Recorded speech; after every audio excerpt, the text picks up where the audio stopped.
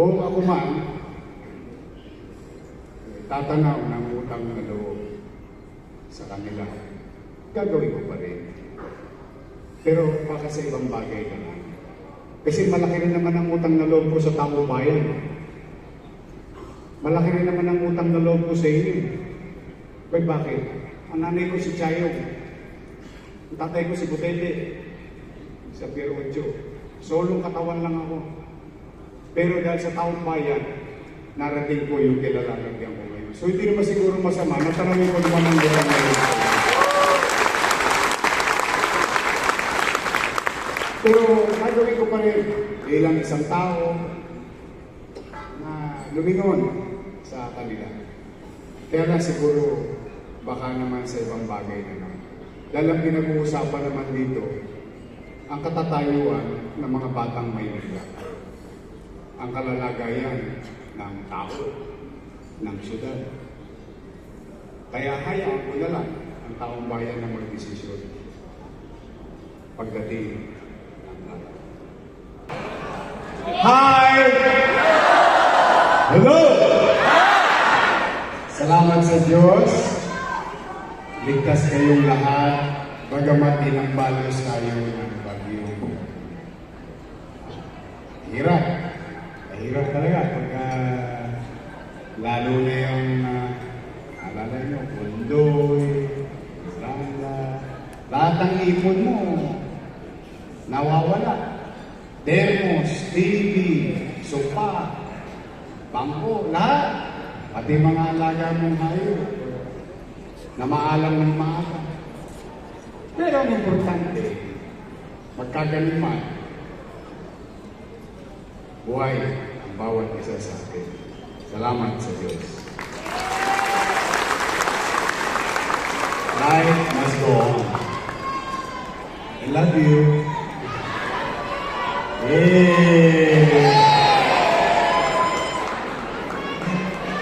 Love you!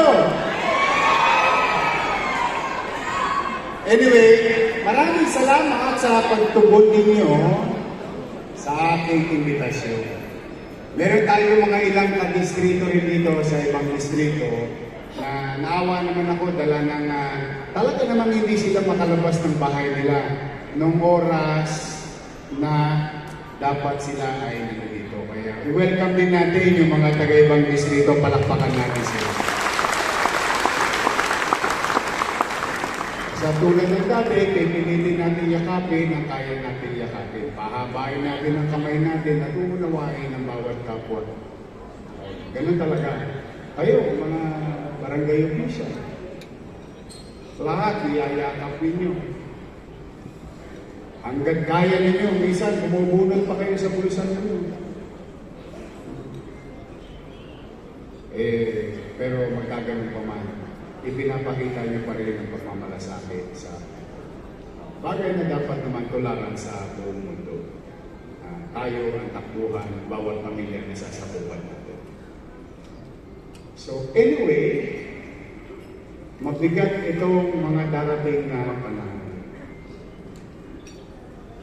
Yan ang katotohanan. Alam nyo, mahal na mahal ko po si Boss Danny. Hindi yan kay Lazaro.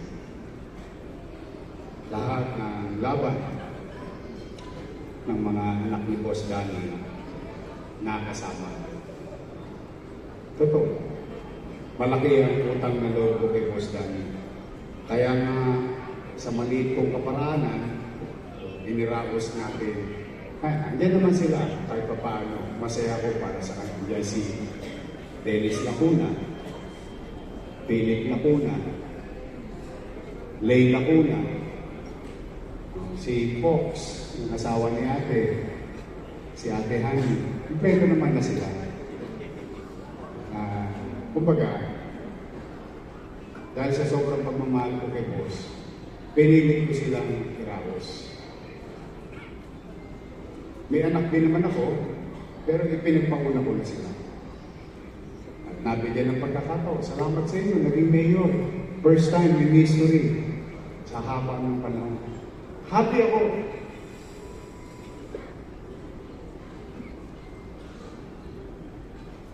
ang utang na loob ko sa kanila, o tayo man, ang pagtanaw ng utang na loob, hindi talaga mababayaran. Hanggang ngayon, kasama tayo. Kung ako man, tatanaw ng utang na loob sa kanila, gagawin ko pa rin. Pero baka sa ibang bagay na lang. Kasi malaki rin naman ang utang na loob ko sa taong bayan. Malaki rin naman ang utang na loob ko sa inyo. Kaya bakit? Ang nanay ko si Chayong. Ang tatay ko si Butete. Sa Pier 8. Solong katawan lang ako. Pero dahil sa taong bayan, narating ko yung kilalalagyan ko ngayon. So hindi naman siguro masama. Natanawin ko naman ang utang na loob. Pero gagawin ko pa rin bilang isang tao na lumingon sa kanila. Kaya na siguro baka naman sa ibang bagay naman. Dahil ang pinag-uusapan naman dito, ang katatayuan ng mga batang Maynila. Ang kalalagayan ng tao, ng syudad. Kaya hayaan ko na lang ang taong bayan na mag-desisyon pagdating ng araw. May awa ang Diyos. Sana maunawaan nila ako at sana maunawaan din po ninyo. Dito man lang malingon ko kayo. Iba nga sa inyo, nagtatalbot. Kala nyo, iniwan ko kayo. Hindi ko po kayo iniwan. Lumaban po ako ng pagkapangulo dahil gusto ko iparamdam sa bawat Pilipino kung ano nagawa sa kung ano ang nagawa sa Maynila kayang gawin sa buong bansa. Mano pa, Hollands tayo. Tiklop na kamesa. Iginalang natin ang boto ng bawat Pilipino. Ang katotohanan po niya, nagbibilangan pa lang ng Lunes Martes, umayaw na ako Hindi nyo napansin kung naalala ninyo. Tapos na. Pero yun ay mga bagay na nakaraan. Then we have to move on. Sa pag-ikot-ikot ko, may ikot ako Kasi sa sobrang pagmamahal ko kay ate, pinipil ko pa rin yung tao. Bakit ba nagtatampo ang ilan? Ito, sample. Ito yung mga naikot ko. Hindi ko alam kung sa barangay nyo nangyayari dito. Una, taas ang kamay ng mga senior citizen. Mami na kayo. Spoil naman kayo sa akin.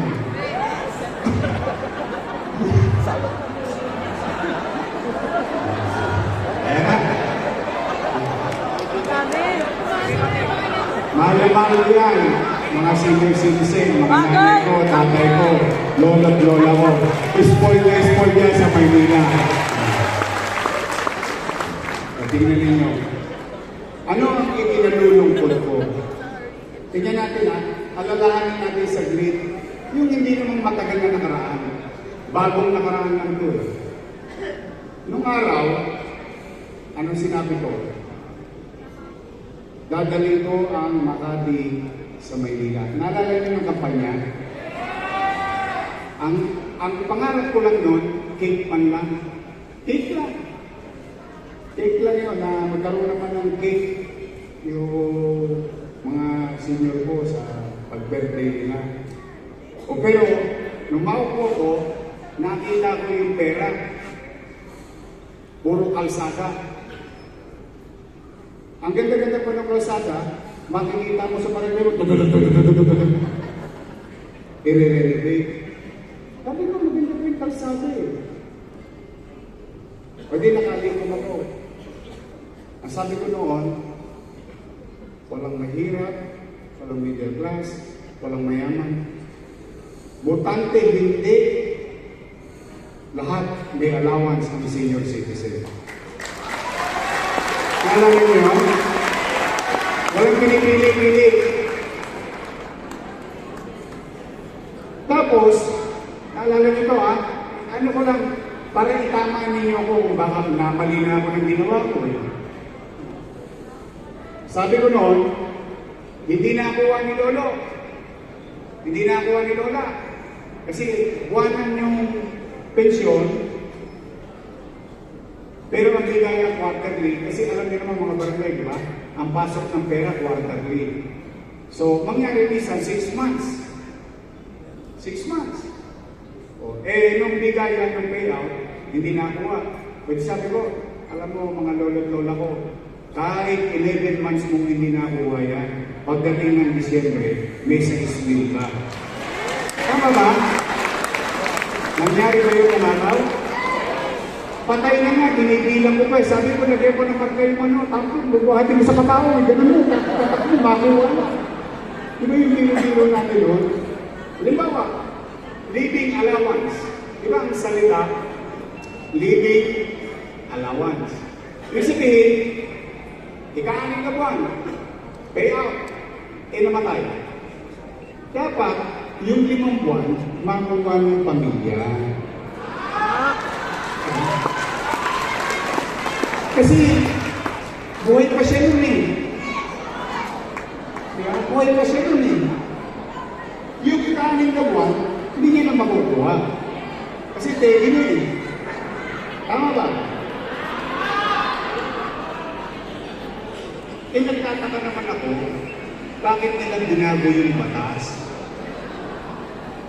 Bakit ngayon, totoo ba napabalitaan ko hindi na nakukuha kapag wala sa payout ng sinunod?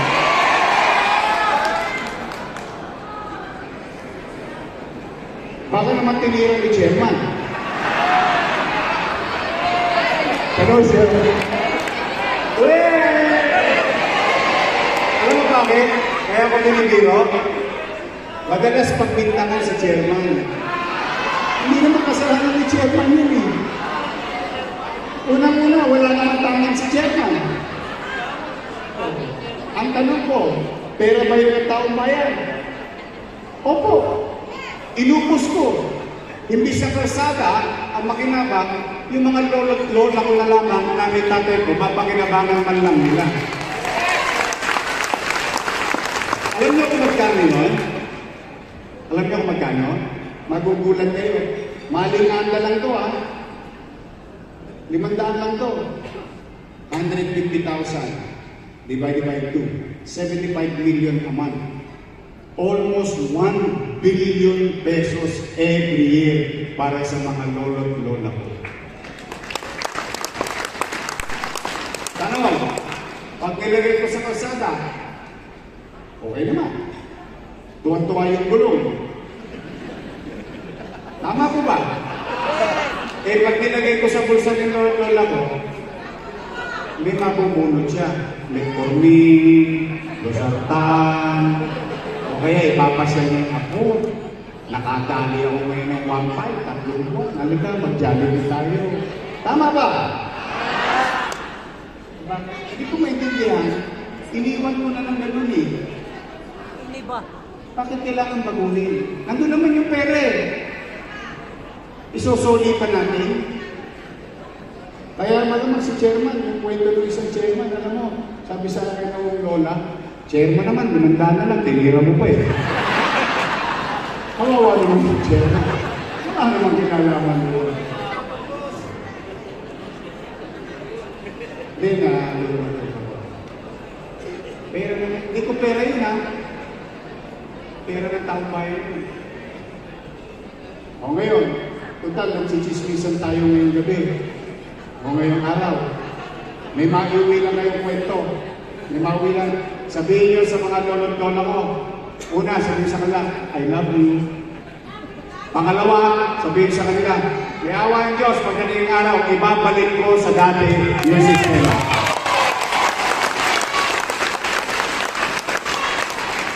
Pumunta na kayo ng Cebuana na Lulier, ibalik nyo na. Bakit kung inalis yung kwalifikasyon na kailangan botante? Alam niyo bakit kung sabi ko? Ang purpose niyan, living allowance. Hindi tinitingnan kung mayaman, middle class, mahirap. Bakit kung inalis yung hindi botante, bigyan pa rin? Kailangan bigyan pa rin natin kahit hindi botante. Alam niyo bakit? May mga lolo-lola tayo. 6 years na, 7 years na nakahirate. Hindi na nakaboto yun. Tama, mali? So dahil hindi siya makaboto, hindi na natin siya bibigyan. Parang may mali yata doon. Parang hindi naman yata maganda.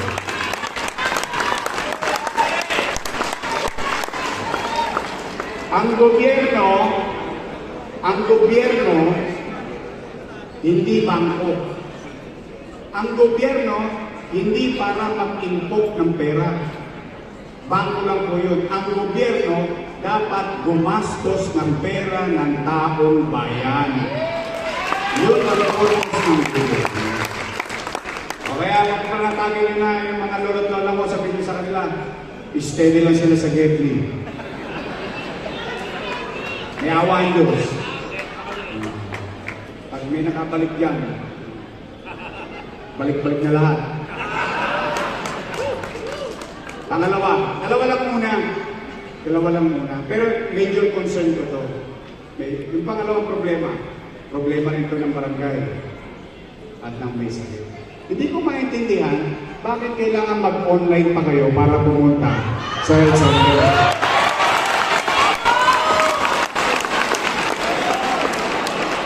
Boss, high-tech na daw eh. Boss, high-tech na daw. Online.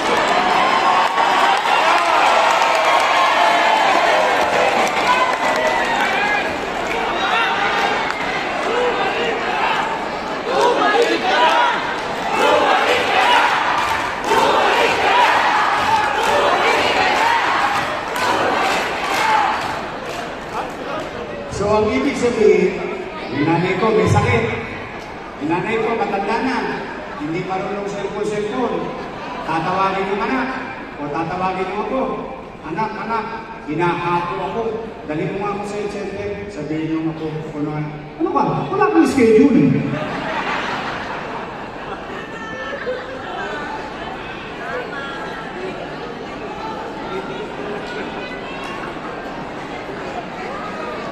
Hindi ko mag-gets eh. Hindi talaga ako Alam nyo, hindi. Ako nangongopya. Hindi ako nagsinungaling sa inyo Marami akong kinopya sa Singapore. In-city vertical housing program. Hospital, air condition. Eskwelahan, air condition. Lahat yun. Ikinopya ko lang yun. Kung ano nangyari sa Singapore, kung paano ginawa ni Lee Kuan Yew na i-develop yung squatter na Singapore. I-GMP nyo. I-google mo ganda. Noong araw, 1950s, ang buong Singapore is squatter. Literal. Umiietsa sila sa kanan. That's how war Singapore. But Lee Kuan Yew came up with an idea. What you call MBN. Minimum Basic Needs. Housing, education, healthcare, jobs. So nangongopya lang ako. Ang duda ko, kaya ito nag-online, nangopya rin sila. Kaya lang, yung online, maganda yan sa Amerika, sa Europa, di ba? Paano sa kanto ng San Andres?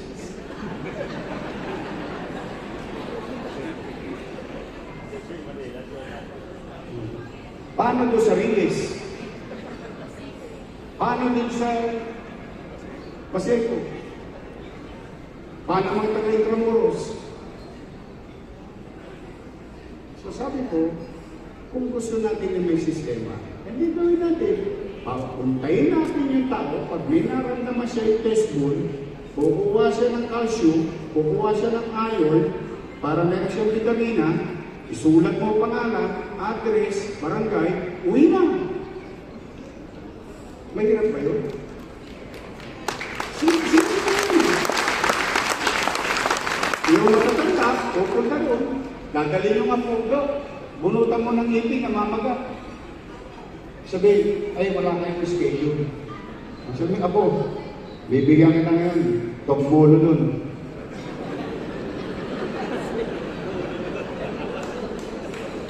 Masakit ang ipin, di untog mo ulo mo doon. Hindi, di ba? Parang, hindi wala naman ako sinasabing masama. Pero, walang masama na makinig ka sa taong bayan, paano ba sila nahihirapan maka-avail ng services. Because that's what you call governance. Nalulungkot ako. Pero sabihin nyo na yan sa kanila, pagdating ng araw, sabi niya isa sa Guerra, pagdating ng araw. Wala yan. Manawa kayo, 1-2. Want to sawa. Huwag sawa kayo kakapila dyan.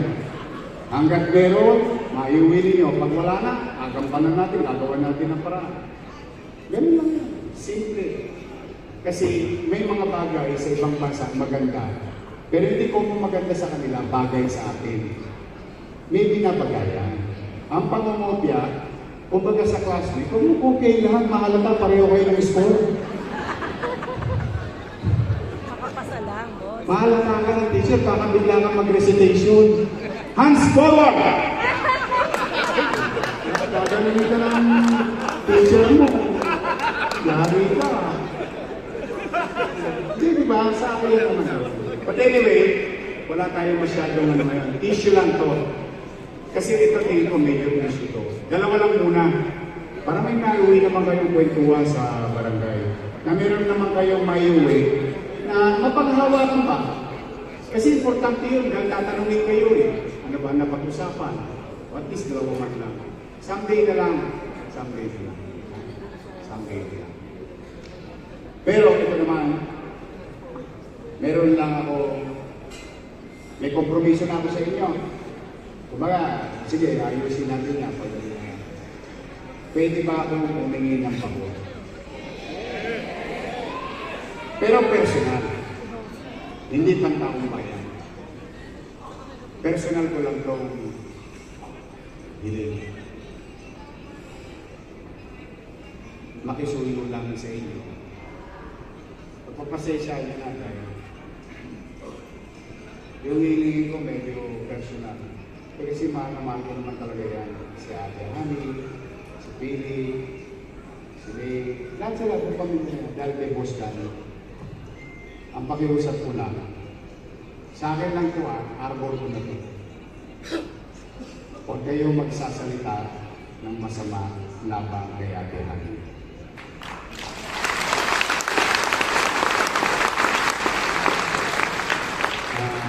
Masasaktan din naman ako. Kasi pamilya ko yan eh. Yung mga pinagpapwentuhan natin, mga gawaing bayan yun.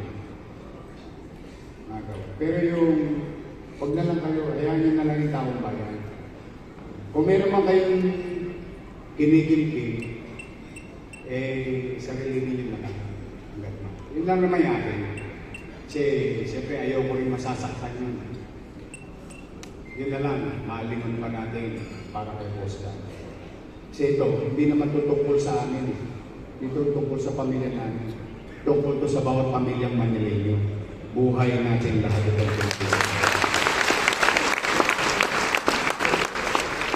Pwede? Yeah. Pa-arbor lang. Hindi, saka gusto ko rin naman. Ano lang natin ang tao?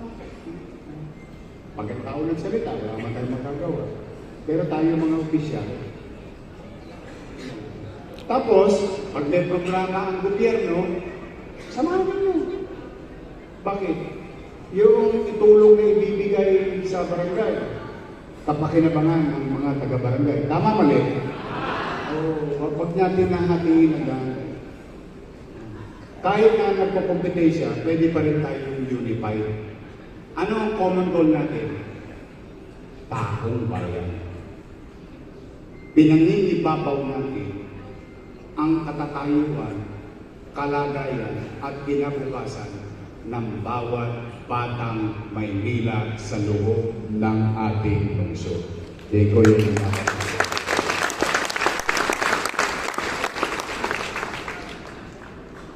Please. Pwede? Sold na ako. Uwi na. Wala talaga. Gusto ko lang kayong makita. At saka gusto ko i-kumpirma yung mga nangyayari. So anyway, nandito yung mga kasama natin. Andiyan si Tolma. Yan. Attorney JB. Che Borromeo, Bobby, Espiritu. At syempre, huwag mo makakalimutan to ha. May ganun.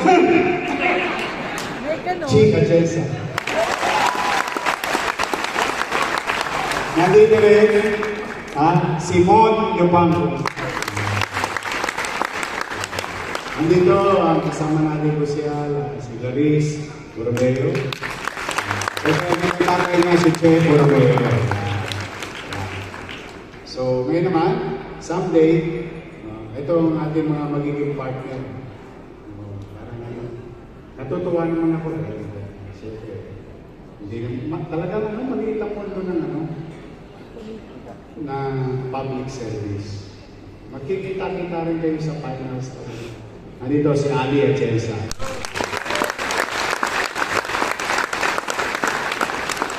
Kayo nang bahala. Malamang may tatanong pa kayo isa. Easy.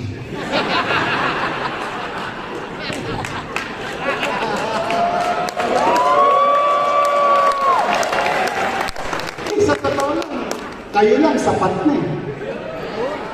Totoo lang. Kaya nga sabi ko sa inyo eh, ang tatay ko si Butete. Sa Pirocho, Butete kasi manyangga ng araw. Tawag sa kaya para, si Joaquin, palayaw sa kanya Butete. Nanay ko si Chayo. Isinilang ako sa mundo. Solo flight. Narating ko ito. Salamat sa Diyos. Salamat sa inyo.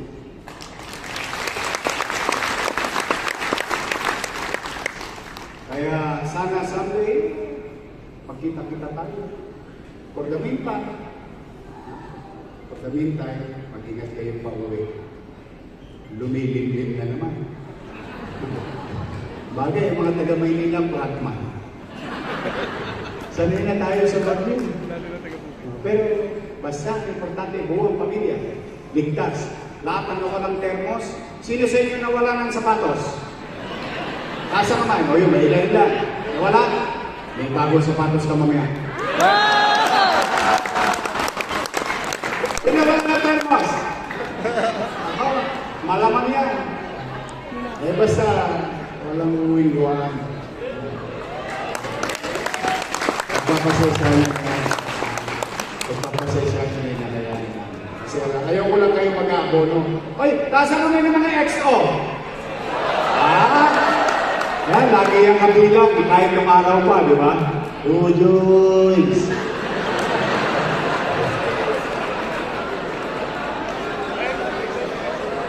Yan, lagi kabilang yan. Kahit yung araw, di ba?